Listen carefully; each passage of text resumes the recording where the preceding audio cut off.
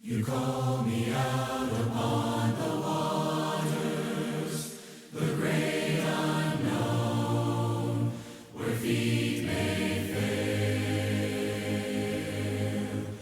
And there I find you in the mystery, in ocean's deep, my faith will stand.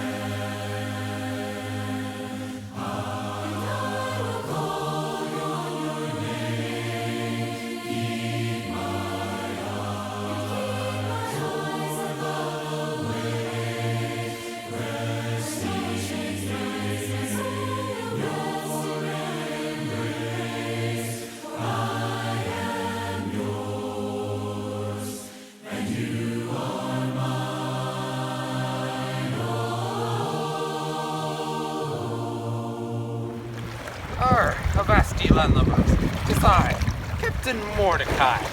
I've been sailing these Bible shores for many a year. This is my sidekick, Fishbait. It's not my name. And if I say it's your name, Is that Jonah?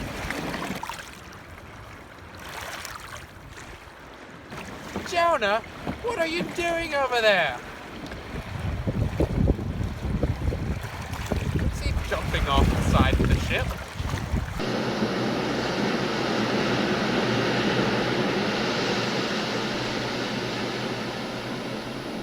Did you see the size of that fish? Yeah, some people would call that a whale, Uncle. Oh, got something. Ah, well, I will not be cooking that up for dinner tonight. You think it might be the captain's log? I'm sorry, that was bad. Although, this is gopher wood, and it reminds me of one of my favorite Bible stories about Noah and his big ark. No, I'm just going to read it straight out of the good book in Genesis chapter 6.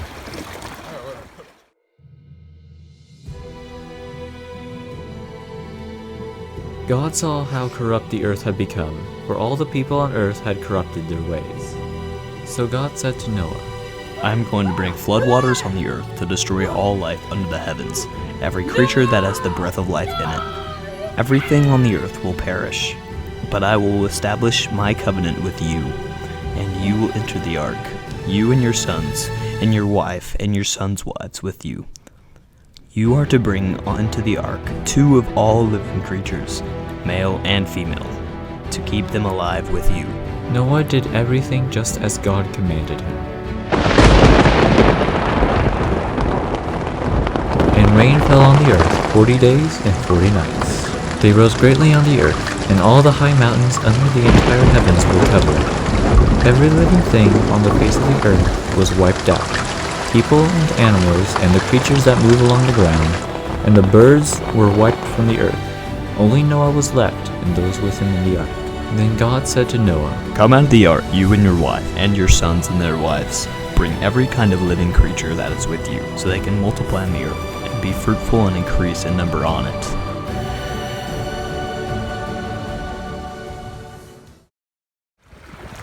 It's amazing how God rescued Noah and his family while destroying everyone else.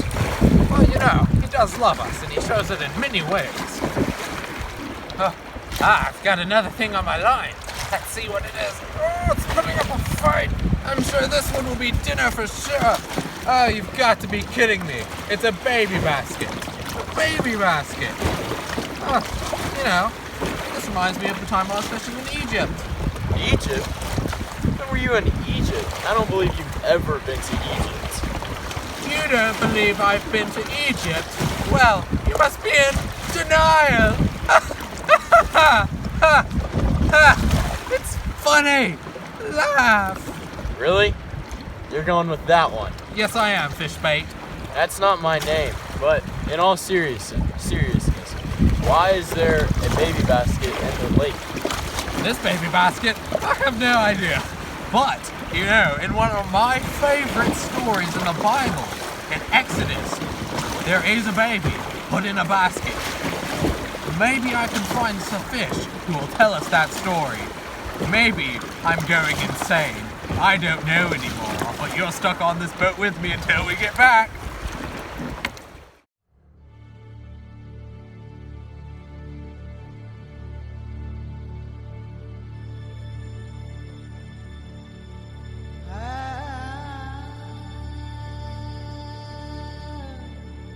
Then a new king, to whom Joseph meant nothing, came to power in Egypt. Look, He said to his people, the Israelites have become far too numerous for us. Come, we must deal shrewdly with them, or they will become even more numerous. And if war breaks out, we'll join our enemies, fight against us, and leave the country. Then Pharaoh gave this order to all his people. Every Hebrew boy that is born you must throw into the Nile, but let every girl live.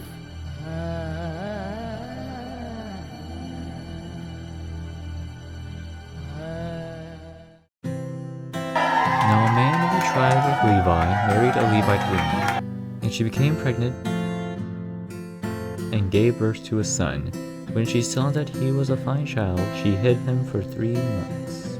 But when she could not hide him no longer, she got a papyrus basket for him and coated it with tar and pitch. Then she placed the child in it and put it among the reeds along the bank of the Nile. His sister stood at a distance to see what would happen to him. Then the Pharaoh's daughter went down to the Nile to bathe, and her attendants were walking along the river bank. She saw the basket among the reeds and sent her female slave to get it. She opened it and saw the baby. He was crying, and she felt sorry for him.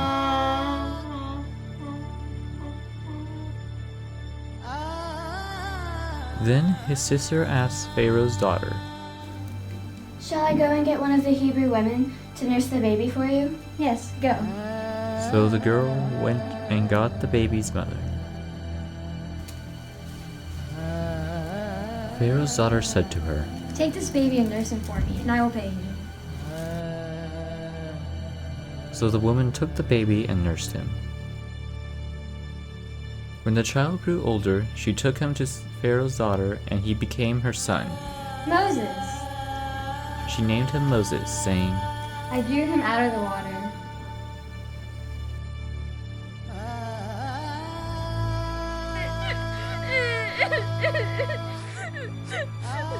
Okay, so that might explain the baby basket, but what were you doing in Egypt? Well, I was cruising the Nile, but I had to come home. I missed my mummy. I'm so sorry I asked.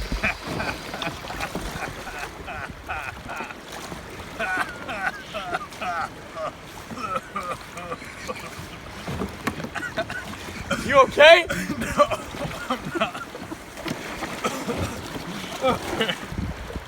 This must be something for sure. It's a bottle with a message in it. What? It's a good thing I learned how to read through these things. We are the crew of the SS Minnow. We are stranded on an island. Please help us. Is that for real? No, fish bait, it's a load of old tosh. People's ideas of practical jokes. Hey, that's not my name. And are you ever gonna catch any fish? The rate we're going, we may as well just be taking a nap.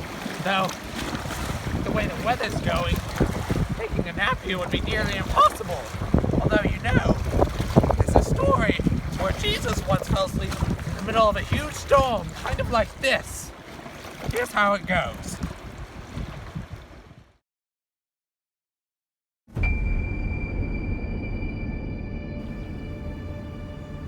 One day, Jesus said to his disciples, Come, let us go to the other side of the lake. So they got up into a boat and set out. As they sailed, he fell asleep. A squall came down on the lake, so that the boat was being swamped, and they were in great danger. The disciples went and woke him, saying, Master, we're gonna drown! He got up and rebuked the wind and the raging waters. The storm subsided, and all was calm. He asked his disciples. Where is your faith? In fear and amazement, they asked one another, Who is this? He commands the winds and the waves, and even they obey him. The fishing out here is so bad, it's criminal. I've got something, please. Oh, you have got to be kidding me. Look at this. Chains. Chains. Now what are those doing out here? I don't know. Only God knows such things. Where these came from, what they were used for in the past. Although, I will say, speaking on the topic of chains, this reminds me of an excellent story from the Book of Acts about a jailer in Philippi, oftentimes referred to as the Philippian jailer.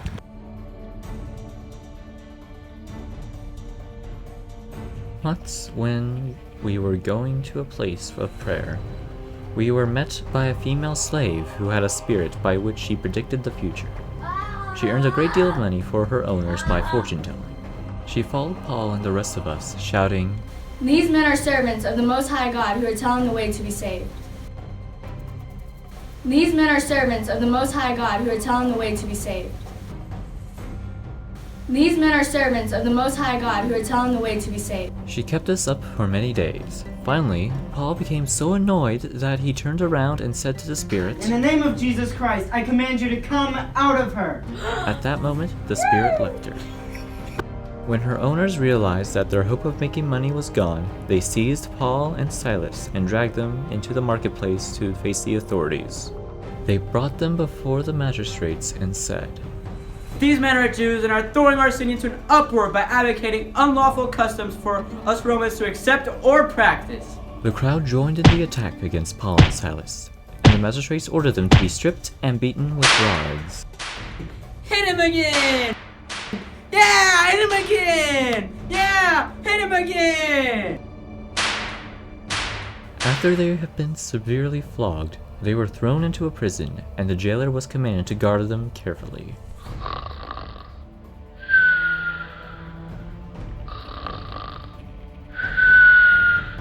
When he received these orders, he put them in the inner cell and fastened their feet in stocks. About midnight, Paul and Silas were praying and singing hymns to God, and the other prisoners were listening to them.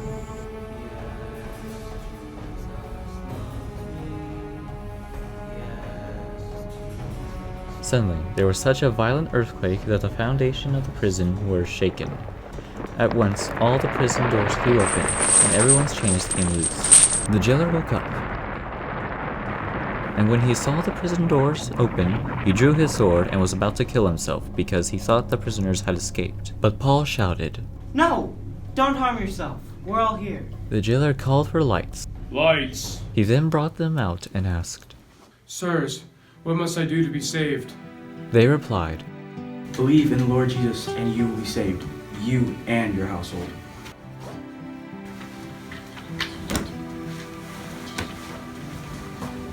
Then they spoke the word of the Lord to him and to all the others in his house.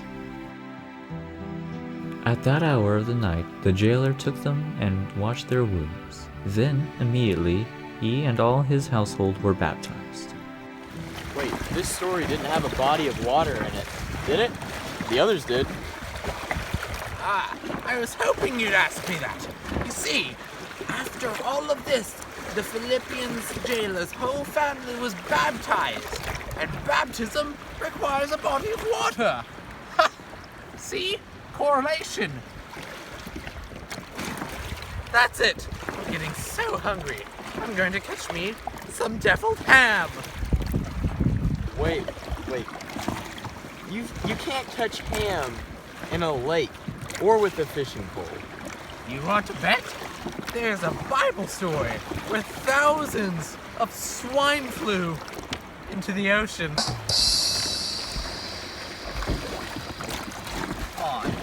Come on, it was a good one.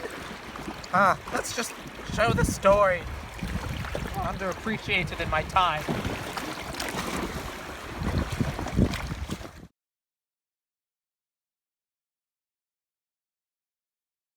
They went across the lake to the region of the Gerasenes. When Jesus got out of the boat, a man with an impure spirit came from the tombs to meet him. This man lived in the tombs, and no one could bind him anymore, not even with a chain. For he had often been chained hand and foot, but he tore the chains apart and broke the irons on his feet. No one was strong enough to subdue him. Night and day, among the tombs and in the hills, he would cry out and cut himself with stones. When he saw Jesus from a distance, he ran and fell on his knees in front of him. He shouted at the top of his voice. What do you want with me, Jesus, Son of the Most High God? In God's name, do not torture me! For Jesus had said to him, Come out of this man, you impure spirit! Then Jesus asked him, What is your name? We are legion, for we are many. and he begged Jesus again and again not to send them out of the area. A large herd of pigs was feeding on a nearby hillside. Malone piggies come my direction. Oh, they are so fat and plumpy. Oh, come Oktoberfest, other sausages. Gunther will no longer treat me like some dried up marzipan joy. Malone. The demons begged Jesus. Send us among the pigs. Allow us to go into them. He gave them permission, and the impure spirits came out and went into the pigs. The herd, about 2,000 in number, rushed down the steep bank into the lake and were drowned. Those tending the pigs ran off and reported this in the town and countryside. Boris, the piggies have gone into the oceans. Oh, they are drowning, and Oktoberfest is ruined. Sweet lederhosens. Oh. And the people went out to see what had happened. When they came to Jesus, they saw the man who had been possessed by the legion of demons sitting there, dressed and in his right mind, and they were afraid. Those who had seen it told the people what had happened to the demon-possessed man, and told about the pigs as well. Then the people began to plead with Jesus to leave their region. As Jesus was getting into the boat, the man who had been demon-possessed begged to go with him. Jesus did not let him, but said, Go home to your people and tell them what the Lord has done for you and how he has had mercy on you. So the man went away and began to tell in the Decapolis how much Jesus had done for him, and all the people were amazed. I've got something. Here it comes. It's gone.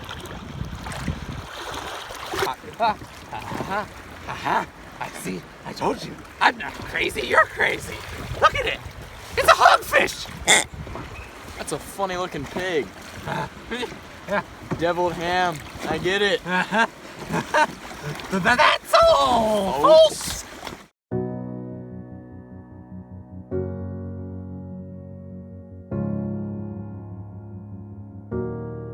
You are not hidden. There's never been a moment you were forgotten. You are not hopeless. Though you have been broken, your innocence stolen, I hear you whisper underneath your breath. I hear your SOS, your SOS.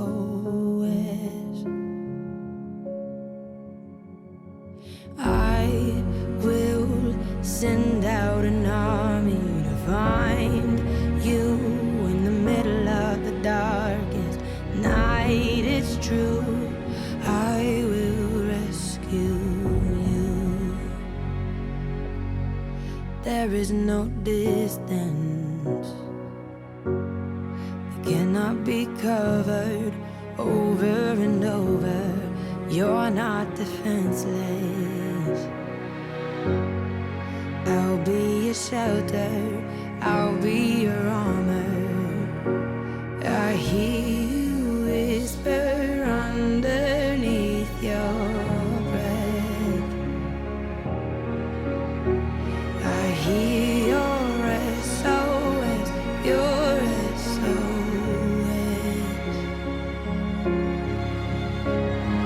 I will send out an army to find you in the middle of the darkest night. It's true.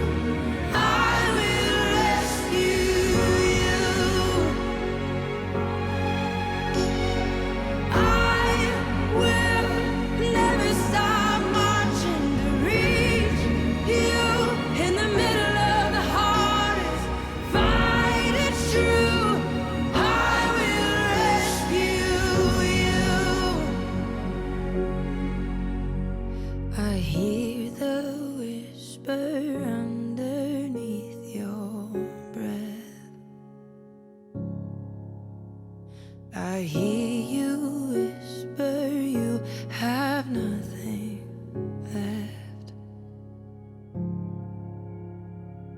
I will send out an army to find you in the middle of the darkest night. It's true. I will rescue you. I will never stop marching to reach you in the middle of the hardest fight. It's true. I will rescue you.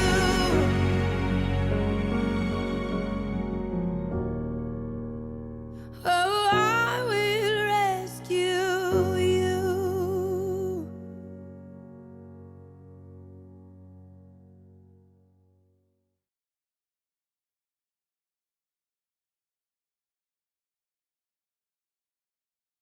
Two. Oh man, look at you guys. A happy couple. So sweet. DJ is so happy. Where am I at? Where am I at? My eyes are darting. Oh yeah, I know. Alright, okay. Look at the So show camera. off the baby.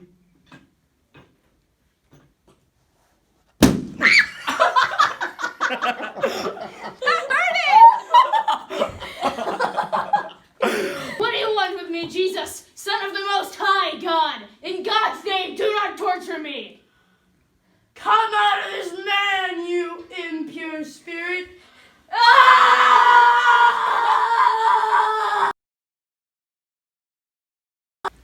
These men are servants of the Most High God, who are telling you the way to be saved. Okay, and again. I forgot. That's okay, you're doing great. Hi, DJ. Do it again. And action.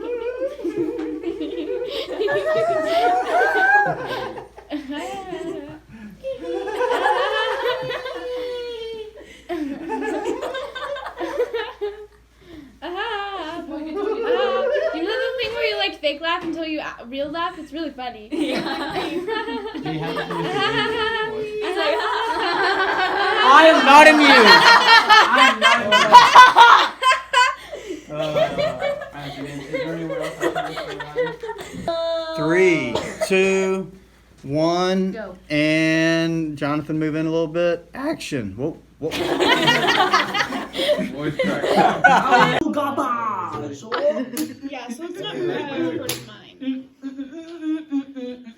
Oh, I did it. No. Caleb. Face this way and go, Caleb. boom. Turn to the side, and I'm going to give you an emotion, and then you're going to move into the front and make that face. Okay? Gotcha. Are you ready? Yeah. Okay. Surprise. Okay, turn to the side. Okay.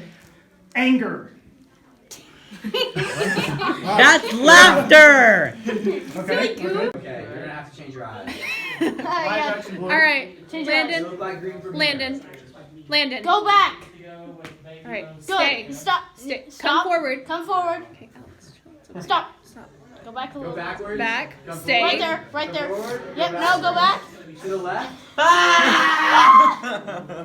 Okay, stop. Too far Come back. forward. Come forward. Landon, Right stop. there. Stop. Don't move. Landon, Landon. we need. Hey. Guys, chill. Stop. Right there. No, you. Landon. Very bad. Although, I think this might be Gopher Wood. It's important about Gopher Wood.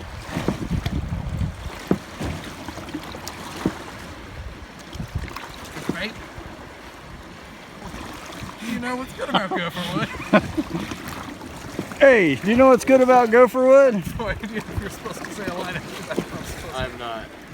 I don't have a line from there on. No, I couldn't hear what you said. That's why. And if you want to slightly Put on. Do it again. These men are servants of the Most High God, who are telling you the way to be saved. Whoa, do it again. These men are servants of the Most High God, who are telling you the way to be saved. Okay, so make sure. Right there. Be like, see if So what?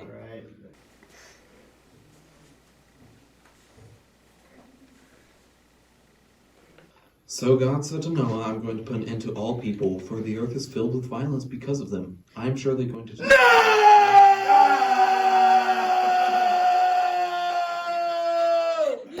Wait, job. Scared me. That, yeah. scared me. Do I have to actually do that? Or Yeah. You're gonna have to scoot back a little, Mr. James. You're like basically in Okay, do it again. Do it again. Dude, this is it. Mr. James, you're wearing shoes. I can't do it. No, really. do Mr. it. James, I'm disappointed. Hey, he's the boss. If he wants to, he can. Alright. I'm glad this is pretty clean. Y. I'm so glad it is. Y. It's really not. It's kind of C. A. A. That's all it is. Okay. Very simple. Okay. Here we go. Right? Landon. Yes.